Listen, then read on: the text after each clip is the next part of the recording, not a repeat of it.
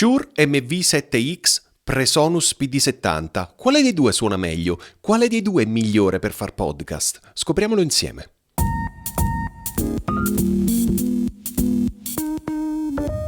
Oggi siamo qui con due microfoni che hai già visto la recensione all'interno del mio canale. Quindi se vuoi rivedere i video specifici per entrambi i microfoni li trovi qualche video prima rispetto a questo. Allora, nello specifico questo è lo Shure MV7X, questo qui è il Presonus PD70. Entrambi i microfoni stanno entrando nel Rodecaster Pro senza alcun tipo di effetto. Entrambi i microfoni hanno un gain di più 35 decibel. E guardando l'indicatore del Rodecaster mi rendo conto che lo Shure MV7 ha un pelo di volume in più, veramente molto poco, ma volevo fartelo notare. E quindi sentirai i volumi, questo qui leggermente più alto, ma lascio così il volume in modo che ti rendi conto a parità di gain anche la spinta che il microfono riesce ad avere. Quindi ti dicevo, nessun effetto su entrambi i microfoni, tranne forse alzare un po' il volume in post-produzione per farti ascoltare meglio appunto il suono dei microfoni. I microfoni, pur essendo molto simili nell'aspetto, sono abbastanza diversi. Allora, entrambi sono microfoni dinamici, ok? Quindi non necessitano della 48 volt. Entrambi i microfoni hanno un pattern polare cardioide, che cosa vuol dire? Che prenderanno molto di ciò che arriva davanti, un po' di meno di ciò che arriva laterale e niente di ciò che arriva dalla parte posteriore. Pur essendo quindi simili da questo punto di vista, nella costruzione sono diversi.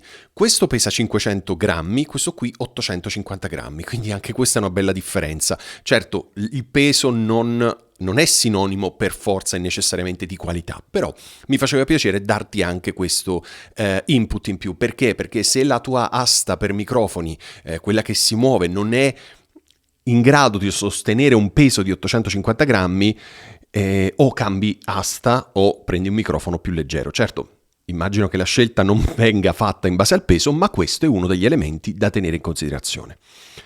Allora, la distanza tra la mia bocca e la capsula dello Shure MV7X è molto più vicina rispetto a questa, perché questo qui, un po' come lo Shure SM7B, ha una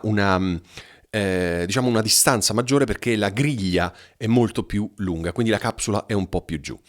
Ok, al di là di questo, entrambi i microfoni suonano decentemente, ma la grossa differenza, ho già detto grossa differenza, è che questo qui è un microfono molto più orientato sulle medie e questo qui è un microfono molto più orientato sulle alte.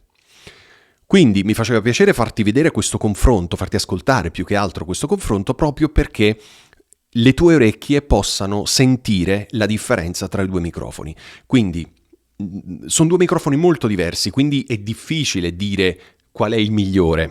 Dipende da 1000 fattori, tipo la voce, la stanza, la voce non solo intesa una voce più doppia, più cupa, più grossa, una voce più sottile, ma anche voce maschile o voce femminile, l'ambiente, quanto è acusticamente trattato l'ambiente. Ok, queste informazioni fanno la differenza. Allora, se hai una voce molto profonda, molto cavernosa, eccetera, probabilmente non hai bisogno di un microfono medioso, ma hai bisogno di un microfono che enfatizza un po' la parte mancante, diciamo, quindi un microfono che vada a enfatizzare un po' più le frequenze alte. Se la tua voce è molto sottile, probabilmente hai bisogno di un po' più di corpo e di dargli un po' più di frequenze basse, quindi questa è una bella differenza.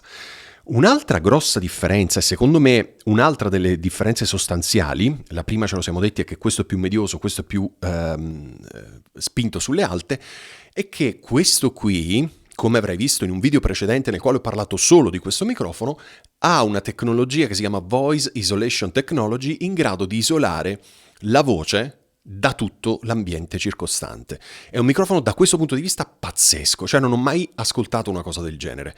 È come se avesse un noise gate interno, ovviamente non ce l'ha, ci mancherebbe, però per farti capire il concetto. È veramente pazzesco perché riesce a riprendere solo ed esclusivamente la voce. Quindi se la tua stanza, l'ambiente nel quale registri, non è assolutamente trattato o è trattato acusticamente poco, questo microfono è la scelta giusta. A patto però che ti piaccia come suona. fermo restando che in post-produzione entrambi i microfoni possono essere equalizzati, quindi entrambi i microfoni, in questo puoi aggiungere le basse, in questo puoi aggiungere le alte, ok? Giusto per semplificare il concetto. Quindi, quale dei due microfoni ti piace di più sulla mia voce in questo ambiente? Fammelo sapere nei commenti di questo video. Ora provo ad allontanarmi un attimino dai due microfoni. Ok, adesso diciamo sono a 2 mani di distanza dai microfoni, provo ad andare un po' più dietro ma non so se riesco. Ok, in questo momento stai ascoltando i due microfoni a una distanza di 2 mani più o meno dalla mia bocca. Ok, quindi anche in questo caso puoi provare a vedere quale dei due si sente meglio e quale dei due soprattutto introduce più rumore di fondo. Molto probabilmente questo, ma ascoltalo con le cuffie. Ok, provo ad avvicinarmi e provo a fare un altro test. Mi metto di lato i due microfoni e ti faccio sentire quanto rientra dalla parte laterale dei due microfoni.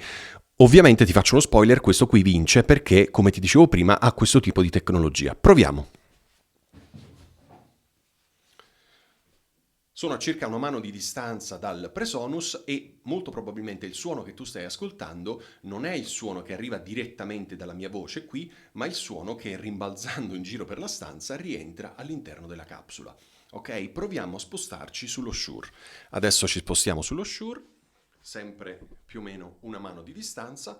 Ecco, in questo momento sono davanti allo Shure, quindi anche in questo caso il suono che tu senti non è il suono che va direttamente nella capsula, ma il suono che rimbalzando nella stanza rientra qui. Ok? Benissimo. Credo che questo test sia stato utile per farti appunto apprezzare ancora di più la silenziosità di questo microfono. A proposito di silenziosità, adesso resto in silenzio, ti faccio ascoltare questi microfoni e in post-produzione alzo un po' il volume per farti sentire quanto rumore di fondo viene introdotto aumentando il volume.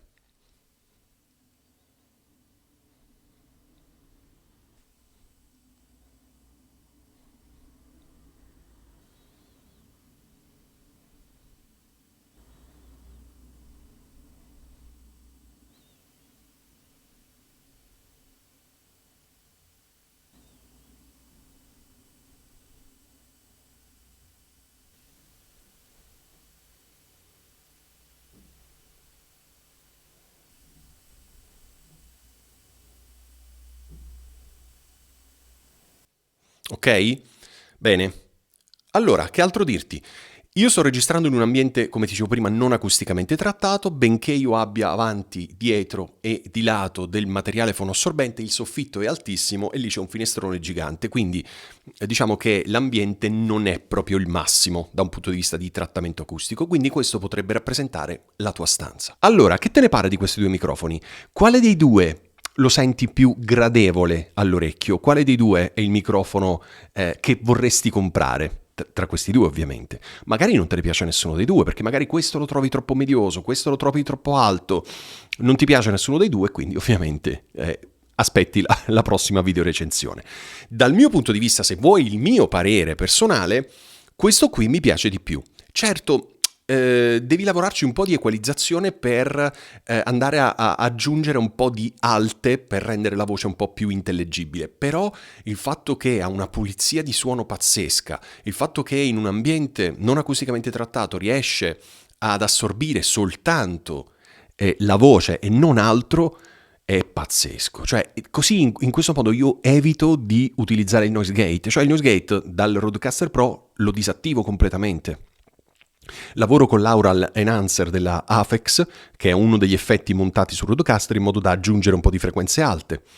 Gli do un po' di compressione e via. Quindi, voglio dire, tra i due mi piace di più questo.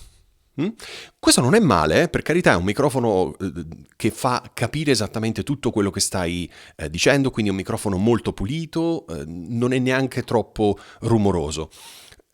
Però tra i due, dovendo scegliere, preferisco questo. Tu che ne dici?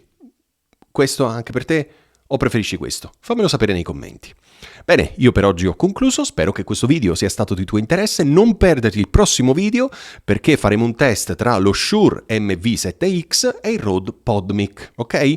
Bene, quindi ti chiedo di iscriverti al mio canale, cliccare sulla campanellina in modo da essere sempre aggiornato sui miei prossimi video.